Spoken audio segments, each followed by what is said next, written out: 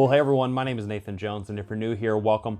I like to talk about all things movies, specifically Blu-rays, and today I want to talk about the ABC Movie Challenge. So this is actually the second year that I've been doing this. Last year, I accidentally stumbled upon a little pattern that I was doing where I was watching movies in alphabetical order of titles, and so what I decided was to make that a challenge. So what I decided was to pick 26 films in my collection that I had not seen before, and watch them in alphabetical order based on the title. And it was a lot of fun. I had a blast doing it, and it was a mixture of all these different types of genres, different films from different years, etc. And it was a lot of fun. So this year, I wanted to do this again, and I just think, you know what, let's do this annually and try to figure out a way to utilize this challenge, and then also invite you who are watching this into do this challenge yourself. So if you want to join along, I would love to see your picks down in the comment section. At least let me know what your first three picks are, so ABC. So this year, I wanted to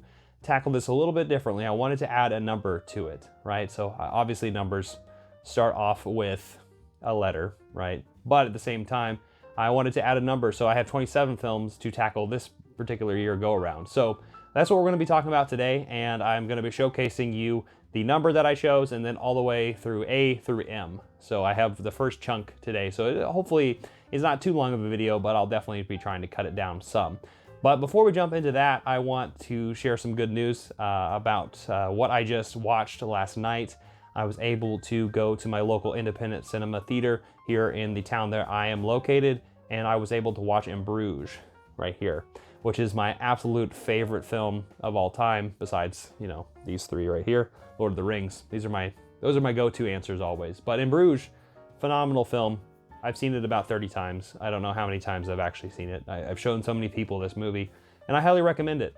So if you haven't seen In Bruges, definitely go check it out. But watching it on the big screen made I was so happy. Made my heart explode. More or less, this was actually in a fairly packed theater. There was about 30 or 40 people in this particular theater watching this film. A lot of them hadn't seen it before, and I loved that. So I really enjoyed that experience, and yeah, just more or less wanting to highlight go to the theater, go watch some things, even if it's things from, you know, many years ago, like over 10 years, right? But very excited that I was able to see In Bruges, but I wanted to share that sometime on camera. But now we can jump into my choices for the ABC Movie Challenge. Like I said, let me know your first three choices down in the comment section down below. So let's jump off with the number 3. All right, so starting off, I chose the number 3, which is For Three Women, right? And I decided to start off this entire challenge with Robert Altman's 1977 film, which is 124 minutes. This is starring Sissy Spacek, so I hope I don't trip over my words when I say that. And Shelley Duvall, who was two of our main characters in this film, these two right here. And it really does center around those two women in particular. There's also a third woman, as the title suggests, in the background a lot of the times. She's actually painting a lot of the times, and these motifs that are just kind of interlaced between the films and in the background, right? The architecture and the cinematography are really important with this film, but this film really feels like a surrealist, dreamlike state of a film. It really does feel like an Altman film, right? And so a few years ago, I actually watched some Altman films, from MASH to McCabe and Mrs. Miller. I was watching a lot of different films, and I really kind of got a sense of how diverse this director is, and I really loved going back and exploring this with this particular film and they start off this challenge with. So yeah, Three Men, really great film. It definitely feels, it's a really rocky road of relationship between these two women in particular, and you can see that toxicity kind of bleach through, but also it just kind of jumps in and out of reality, which I really enjoyed. So Three Women, highly recommend it. This is the Criterion edition right here. This is spy number 230, one of the early ones. I know it's out on Arrow Video as well, but if you haven't checked out Three Women, definitely do so. All right, next I wanted to turn it down a little bit, or maybe turn it up. I suppose that's the right term. So the letter A, I chose Action Jackson right here with Carl Weathers, who is Sergeant Jackson, Jericho Jackson. Really fantastic performance by him. A lot of fun. This is from 1988. This is actually only 96 minutes, so perfect amount of time. It's starring the singer Vanity, who apparently became a televangelist later on, Sharon Stone, who's fantastic, and also Craig T. Nelson as well. And I really enjoyed this film. I definitely can see this being better as in a crowd, so you can watch this with friends, right? It's much more fun that way, but it's definitely a late 80s action film, right? It's sexed up, a lot of action, a lot of really craziness going on there, but I really enjoyed, of course, Vanity, who more or less was the partner of, Action Jackson. There's a lot of really great sequences in this film that I can remember. One of them in particular is kind of inside this dance, and also perform like lounge, I guess, dance lounge, and it's very seductive with Carl Weathers' character, and it's definitely one of those moments of the film that you just don't forget. But Action Jackson is a fun time. It's definitely one of the weakest films that I have in this list that I'm about to show you, but it's definitely certainly a fun time nonetheless. So Action Jackson for the letter A. All right, moving on to letter B, I actually chose Big Chill, directed by Lawrence Kasdan, who was starring an amazing cast. Tom Berenger, Glenn Close, Jeff Goldblum, William Hurt, which I meant to say R.I.P. earlier too, Kevin Kline, Mary Kay Place, Meg Tilly, and Jo Beth Williams.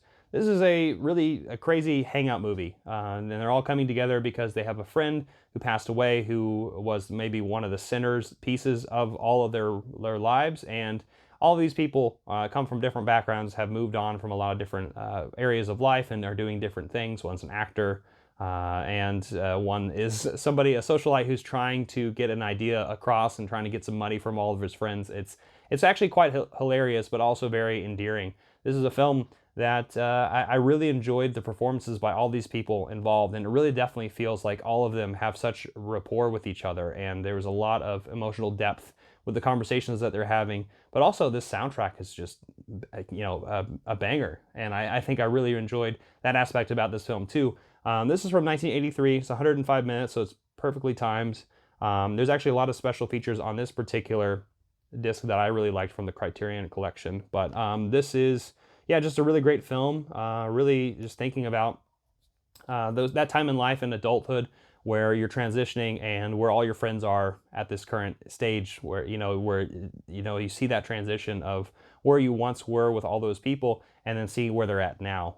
So it's definitely an eye-opener right there. So The Big Chill, certainly worth a watch and is incredible. So I highly recommend it. All right, so moving along to the letter C, I actually picked up Capote a few years ago. It's been on my shelf for far too long. I actually remember when this movie was introduced to me. I was actually working at a record store at the time, and one of my coworkers was like, I really love Philip Seymour Hoffman. You should see The Master, Capote, etc. And this is one of the films that he, really highlighted that way. And I bought it at that time, not that long after he talked about it. But just realizing Truman Capote played from Philip Seymour Hoffman, he is unrecognizable. He's incredible, and he's gone too soon, really. But this is a time in the life of Truman Capote as he's trying to write his masterpiece, In Cold Blood, which I actually picked up based on watching this film, which I also have the Criterion, which is over here somewhere, and I watched that, not that long ago, which I really enjoyed as well. But, it definitely showcased that little biopic, I suppose, of this little slice of life of when this time happened with Truman Capote, interviewing the killers of this Kansas murder that happened. And it's an incredible film. And like I said, Philip Seymour Hoffman, unrecognizable, incredible, fantastic performance. And this came out in 2005, I believe. Yeah. Is an incredible one. If you haven't seen Capote, certainly worth a shot. All right, next is a film from Blue Underground and is the letter D. I actually chose Harry Kumel's Daughters of Darkness, which has a nice, like holographic kind of slipcover right here. And is starring a lot of great people: Delphine Seyrig, Andre Rau, John Carlin, and Danielle Ouimet, who I probably mispronounced all their names. But this is for a cult classic film from the early 70s. It's 1971 when this came out, and this is the 4K of this film. Really beautiful, beautiful film. A very lush film where the backdrop of the city and all the locales and locations are also really, really shown, as well as the set design and all the characters, right? You can see a lot of color for this vampire film. It definitely feels like a gothic vampire film of the Hammer ilk, but obviously a little bit more sexualized in the early 70s, of course. And this is just an incredible film. So Delphine Seyrig, who was in last year at Marienbad, stars as Elizabeth Bathory, who it's just, as Elizabeth Bathory, right? this countess who's almost ancient and also eternally young and beautiful. And you can definitely tell there's some vampiric things going on within this movie, but it's a very sexual movie. This is a little bit softcore in some parts, but definitely art house in the best way possible. So it's an adult horror film for sure. And yeah, I had a really good time with this. This has been sitting on my shelf for far too long, and I'm just super happy to have finally seen it and tackle this in this challenge. But it's certainly worth the time if you enjoy those gothic horror films and you know, those nice dark alleyways and all that set design and that atmosphere that's just really drenched in the maybe not so much the visceral nature of what actually could happen, but what is implied. And that's really important with this film.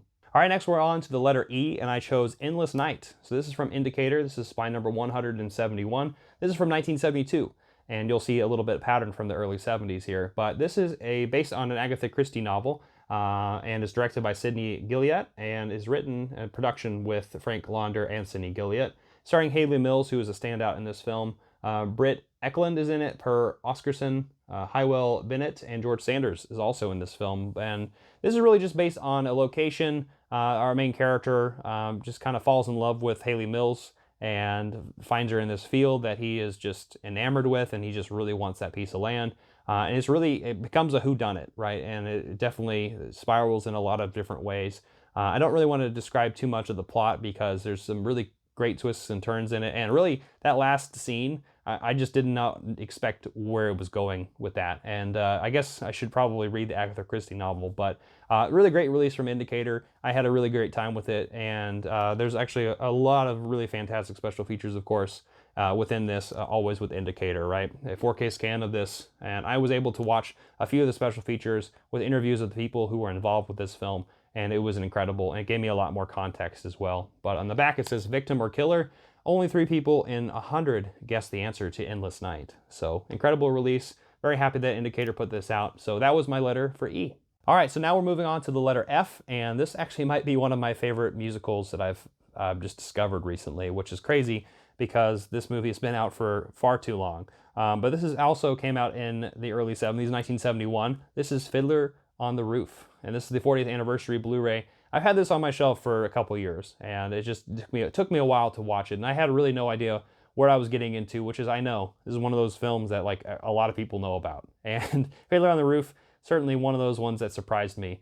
But this is actually starring Topol, who is an Israeli actor who is incredible in this film, is the father of these young daughters, and it really explores their relationship, right? And also of his wife and this small village, and also just talking about the Jewish tradition, right? Which comes up a lot. But there's a lot of really great set designs, a lot of really great songs. It kind of just put a big smile on my face watching this whole experience, and it just really kind of seeing this really dark time period, because it's a historical musical, this diasporic, I can't think words right, kind of tale, which is what it's really trying to tell. And it's really kind of contemporary too with what's going on in the world. So it's really kind of heartbreaking in that sense, but it's definitely a film that has a lot of heart to it. And I really enjoyed this movie. And I'm just really glad that I was able to finally watch it. So for the letter F, I chose Fiddler on the Roof. All right, next we're moving on to the letter G, and I have another Criterion here. This is directed by Matteo Garrone. This is Gomorrah. This is from 2008. This is spine number 493. It is 137 minutes, and this is one of the craziest gangster films that I've ever seen. It's definitely one of those films that is kind of highlighted as actually more realistic in the sense of how gangsterdom, especially in Italy, of a particular family, actually the Camorra right here, which is where its name derives of Gomorrah, right? Of course, Sodom and Gomorrah, that violence ensues. But this is a really incredible tale, and it's also a tale that I was a little confused when I was watching it at first. I definitely was thinking it was going a certain direction, but it was actually following different characters within this city and this crime family and these different areas of life, and it really just explores the different, from the rich to the poor and everyone in between. And I really enjoyed this particular film, although it was very, very violent, right? In fact, let me read the back here a little bit. A stark, shocking vision of contemporary gangsterdom and one of cinema's most authentic depictions of organized crime. In this tour de force adaptation of undercover Italian reporter Roberto Savione's best-selling expose of Naples' mafia underworld known as the Camorra. So this is what this explores. So, incredible film. The bookends are unforgettable. A lot of blue, a lot of dirt at the end. A lot of blue at the beginning, a lot of dirt at the end. Incredible film. Gamora, check it out. Yeah, this is underrated gem, I think, from the Criterion Collection. So that was my letter G. All right, so moving on to the letter H, I actually chose one from Arrow Academy, R.I.P. And this is directed by Woody Allen and also starring him, Hannah and Her Sisters. And alongside Allen, they have Michael Caine, Mia Farrow, who's fantastic, Carrie Fisher, Barbara Hershey, Lloyd Nolan, Max von Sydow, and Diane West. And Barbara Hershey and Max von Sydow, alongside Mia Farrow and even Woody Allen in this film, are like the highlights, the standouts for me. And Michael Caine, gosh, everyone in this film is incredible. It is a really great cast, and is from the 80s. This actually came out, let's look real quick, from 1987, which is my favorite movie year.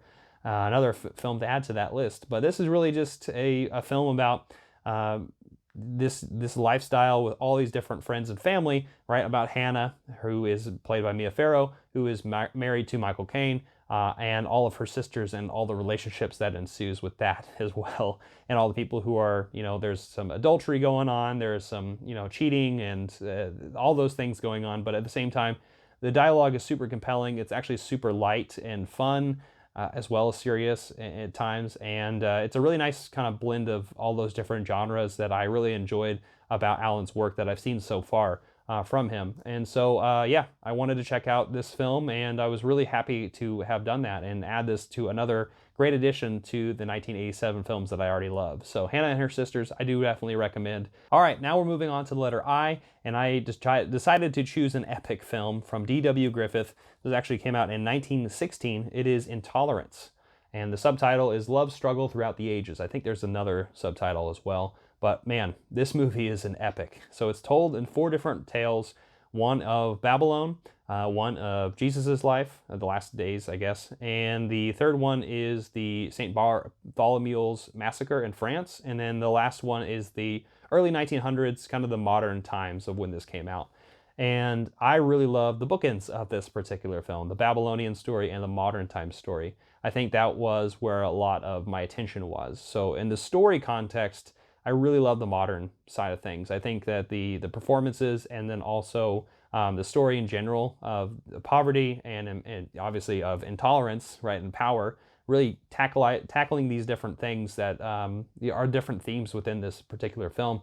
I think that was definitely one of the strongest ones. Then also in Babylon, you can see the production side of this. So this movie was one of the most expensive movies of its time, and you can definitely see that. In the Babylonian structure and set design, it is absolutely gorgeous. It's stunning. I was blown away by this film in that particular sense. And then the other 2 stories, not as much my cup of tea. The French story was interesting, but yeah, this is an incredible film, especially following up Birth of a Nation, which is, of course, one of the most controversial films of all time, which I have still yet to see. I have it in my collection. We'll see what happens whenever I watch that film, but I'm really happy that Intolerance came out. It almost seemed like a response to, for Birth of a Nation, which I can appreciate. And that's also an interesting tidbit is I think the Soviets really enjoyed this film around the time because it was almost anti-capital, which is very interesting because it was really tackling the system in general. And yeah, there's actually some really great special features within this particular disc. It's a long one. It's an epic film. It's 167 minutes, and there's a couple editions here. Great release from Eureka. Really, really loved seeing this film, and I'm really happy that I was able to see this epic. All right, next we're moving on to the letter J, and I cannot believe it took me this long to watch this. I've had this on my shelf, and I've been saying I should watch this for years. I finally watched Jackie, so Natalie Portman as Jackie. Oh my goodness. Directed by Pablo Larraín, and this came out in 2016, so not that long ago, but ages ago, in the terms of Spencer, right? The last Pablo film, which I fell in love with. I love that film so much. Highly recommend Spencer. But Jackie, this is where I guess I should have worked backwards, right? So Jackie is an incredible film with Natalie Portman, who is playing Jackie Kennedy, and in a particular time period of her life, when right after the death of her husband John F. Kennedy, when he was assassinated. And wow, it's incredible seeing this anguish and this loss of power, but also loss of composure, I suppose, of this time period, and just also just this little snippet of her life. And I really love all of her strength. It really is just her getting through these things, and I think it's incredible in her performance. I also love the cinematography in this. It's a gorgeous film. It also intercuts some actual footage from the time period, the real life footage. And then also it has a really great score. It really a score that really just envelops you. And I think that Pablo carries this over in Spencer later on, right? But this is actually a really great addition right here. It's the slipcover right here. Really, really happy that I was able to finally watch this. Like I said, it took me too long to watch it. But yeah, the letter J, I chose Jackie. All right, so moving on to the letter K, I actually chose Martin Scorsese's epic film that I have had on my shelf for just a second, luckily, not that long. But from 1997, Kundun. And this is actually a part of his unofficial trilogy of The Crisis of Faith. Of course, The Last Temptation of Christ that came out a little bit earlier in the late 80s. And then recently, Silence was another film. But Kundun is about the Dalai Lama, the 14th Dalai Lama. And yeah, this really more or less follows along the lines of a certain particular time period near the latter half of the film. But it really is a kind of more of a typical biography where it's going from the beginning to the end, and really just showcasing how they search for the Dalai Lama, right? And that very unusual way of that spiritual succession. And then also just showcasing the progression of this character and the people around him. And I really love this film. This has actually got Roger Deakins at the cinematographer, and this is just a gorgeous, gorgeous piece. It's really strange to think that Martin Scorsese had done this.